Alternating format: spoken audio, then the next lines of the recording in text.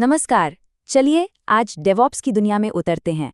ये सिर्फ कुछ फैंसी टूल्स का कलेक्शन नहीं है। नहीं, ये तो एक पूरी सोच है, एक फिलॉसफी है, एक ऐसा तरीका जिससे टीमें बहुत तेजी से और भरोसे के साथ बेहतरीन सॉफ्टवेयर बना पाती हैं। तो चलिए शुरू करते हैं ये सफ़र और देखते हैं कि एक कोड क्लाउड तक पहुंचता कैसे है। और इस पूरे सफर में हमारा गाइड बनेगा एक बहुत ही सिंपल सा सवाल। एक छोटा सा आइडिया एक ग्लोबल एप्लीकेशन में कैसे बदल जाता है जो क्लाउड पर चलता है। हम इसे समझेंगे एक कोड के नजरिए से। सोचिए, एक छोटा सा पीस ऑफ कोड, उसकी पूरी कहानी, उसके बनने से लेकर दुनिया भर के यूजर्स तक पहुंचने तक। तो कहानी शुरू होती है कोड लिखने से, सिंपल। लेकिन असली चैलेंज तब आता है जब एक नहीं बल्कि दसियों सैकड़ों डेवलपर्स एक ही प्रोजेक्ट पर एक साथ काम कर रहे हों।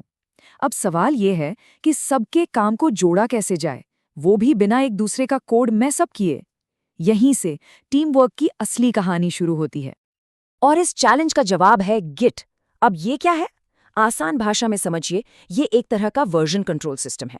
मतलब ये हर डेवलपर को अपने काम का एक स्नैपशॉट, एक रिकॉर्ड रखने की पावर देता है। इसका फायदा, पूरी टीम एक साथ अलग अलग फीचर्स पर काम कर सकती है और गिट ये पक्का करता है कि किसी का काम किसी और के काम से क्लैश न करे। और ये जो टाइम मशीन वाली बात है ना, ये बिल्कुल परफेक्ट है।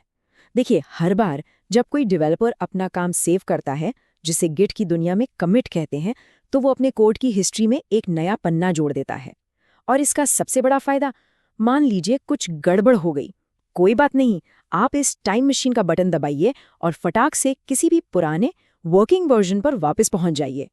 ठीक है, तो अब हर डेवलपर के पास अपने कंप्यूटर पर तो कोड का पूरा इतिहास है, लेकिन टीम के साथ इसे शेयर कैसे करें? मतलब एक सेंट्रल जगह तो चाहिए ना। बस यहीं पर एंट्री होती है गिटहब और गिटलैब जैसे सुपरस्टार्स की। गिटहब को समझिए कोडर्स का सोशल नेटवर्क। यहाँ फोकस है कोलैबोरेशन पर, ओपन सोर्स कम्युनिटी पर। वहीं दूसरी तरफ गिटलैब कहता है, मैं सिर्फ कोड नहीं रखूंगा, मैं तो पूरा डेवऑप्स प्लेटफॉर्म हूं। मतलब कोड होस्टिंग के साथ साथ और भी बहुत कुछ, सब एक ही छत के नीचे। चलिए, बहुत बढ़िया। तो अब हमारा कोड गिट से मैनेज हो रहा है और गिटहब या गिटलैब पर सेंट्रली रखा हुआ है।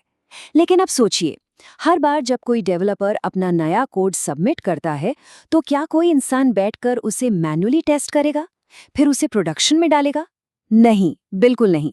यहीं से तो असली जादू शुरू होता है, ऑटोमेशन का जादू। हम बनाने जा रहे हैं एक सॉफ्टवेयर असेंबली लाइन, और इस असेंबली लाइन का नाम है CI/CD पाइपलाइन, यानी कंटिन्यूअस इंटीग्रेशन और कंटिन्यूअस डिलीवरी। अब देखिए होता क्या है, जैसे ही कोई डेवलपर अपना कोड पुश करता है, ये पाइपलाइन अपने आप जाग जाती है। सबसे पहले ये कोड को बिल्ड करेगी, फिर उस पर हजारों ऑटोमेटेड टेस्ट चलाएगी, और अगर सब कुछ ठीक रहा, सारे टेस्ट पास हो गए, तो ये उसे डिप्लॉयमेंट के लिए आगे भेज देगी। और ये सब बिना किसी इंसान के बटन दबाए। अब इस ऑटोमेटिक असेंबली लाइन को चलाने के लिए भी तो इंजन चाहिए, है ना? तो कई ऑप्शंस हैं। अगर आप गिटलैब पर हैं, तो गिटलैब CI तो उसी में बिल्ट इन आता है, all in one package. GitHub के लिए गिटहब एक्शंस हैं, जो आजकल बहुत पावरफुल और पॉपुलर हो गया है। फिर आता है जेंकिंस। ये समझिए इंडस्ट्री का पुराना भरोसेमंद वर्कहॉर्स है। थोड़ा कॉम्प्लेक्स है, लेकिन आप इससे कुछ भी करवा सकते हैं। और सर्कल CI, वो अपनी स्पीड और सिंप्लिसिटी के लिए जाना जाता है। तो अब हमारी ऑटोमेटेड पाइपलाइन कोड को टेस्ट करके रिलीज के लिए तैयार कर रही है। लेकिन कहानी में एक ट्विस्ट आता है, एक बहुत पुरानी, बहुत फ्रस्ट्रेटिंग समस्या। जो कोड डेवलपर के लैपटॉप पर परफेक्टली चल रहा है, वो प्रोडक्शन सर्वर पर जाते ही फेल क्यों हो जाता है? वजह, दोनों जगहों का माहौल अलग है। हमें चाहिए कंसिस्टेंसी, हर जगह एक जैसा माहौल। ये वो क्लासिक लाइन है जो हर सॉफ्टवेयर मैनेजर ने सुनी होगी, पता नहीं, मेरी मशीन पर तो चल रहा था। और ये होता क्यों है? क्योंकि डेवलपर की मशीन का ऑपरेटिंग सिस्टम, उसकी लाइब्रेरीज और सर्वर का माहौल सब अलग अलग होता है। तो इस it works on my machine problem का सलूशन क्या है? एक शब्द में, कंटेनर्स। और इस कहानी का हीरो है डॉकर। सोचिए, डॉकर क्या करता है? वो हमारे एप्लीकेशन को और उसकी सारी ज़रूरतों को, मतलब कोड, लाइब्रेरीज, सेटिंग्स, सब कुछ एक छोटे से सेल्फ कंटेन्ड बॉक्स में पैक कर देता है। इसी बॉक्स को कहते हैं कंटेनर। अब हमारी CI/CD पाइपलाइन सिर्फ कोड टेस्ट नहीं करती, वो एक डॉकर कंटेनर बनाती है।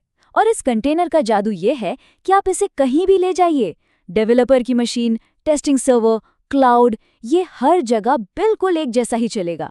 Problem solved. शानदार। तो अब हमारे पास एक ऐसा पैकेज है जो कहीं भी कैसे भी चल जाएगा, एक कंटेनर। लेकिन आज के ज़माने में एप्लीकेशन एक कंटेनर से तो चलते नहीं। Amazon, नेटफ्लिक्स, गूगल के बारे में सोचिए, इनके तो हज़ारों लाखों कंटेनर्स एक साथ चल रहे होते हैं। तो अब सवाल ये है कि कंटेनर्स की इस विशाल सेना को, इस आर्मी को मैनेज कौन करेगा?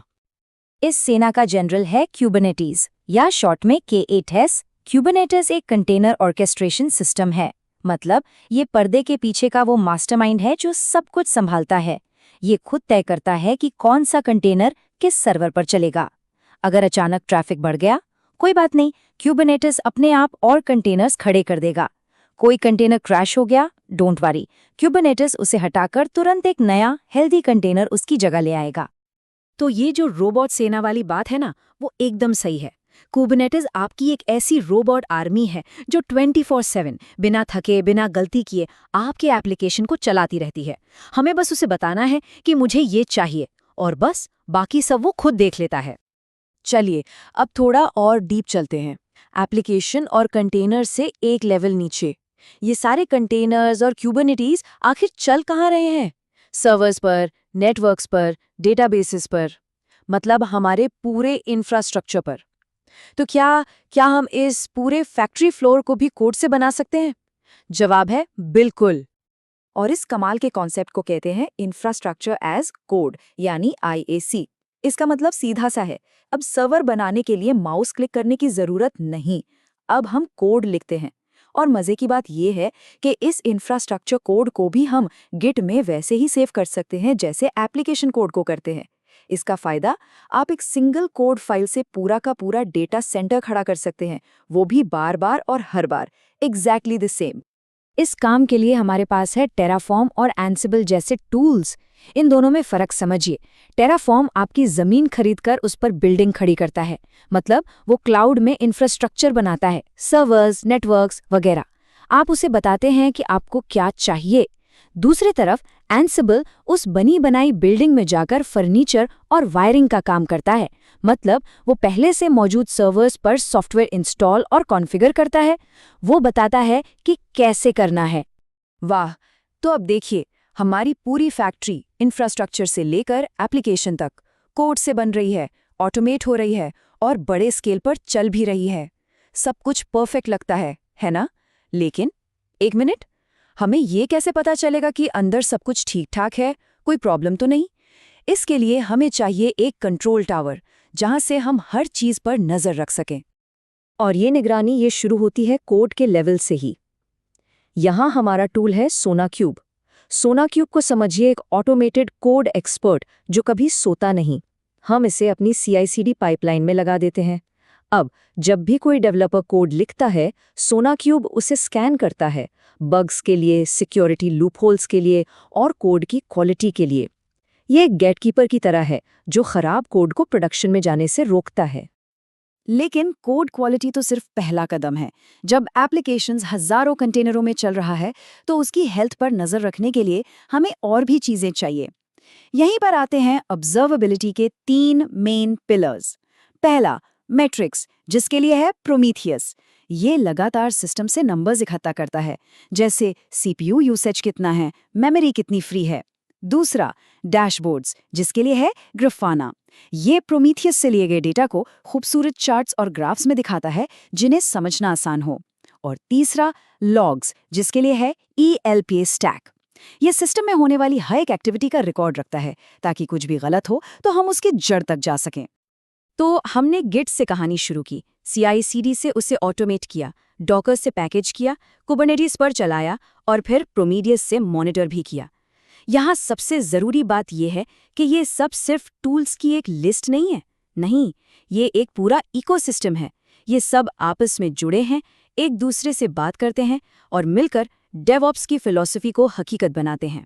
यानी डेवलपमेंट और ऑपरेशंस टीमों के बीच की दीवारों को तोड़ना और ऑटोमेशन के जरिए तेजी से काम करना। तो कोड से क्लाउड तक का ये ऑटोमेटेड सफ़र यहाँ पूरा होता है। लेकिन हम सब जानते हैं टेक्नोलॉजी का सफ़र कभी खत्म नहीं होता। तो एक सवाल के साथ इसे खत्म करते हैं। जब कोड लिखने से लेकर उसे चलाने तक सब कुछ ऑटोमेट हो गया है, तो इनोवेशन का अगला फ्रंटियर क्या होगा? क्या एआई पूरी तरह से डेवऑप्स को बदल देगा, या कुछ और है जो अभी हमारी सोच से भी परे है? एक दिलचस्प सवाल है ना?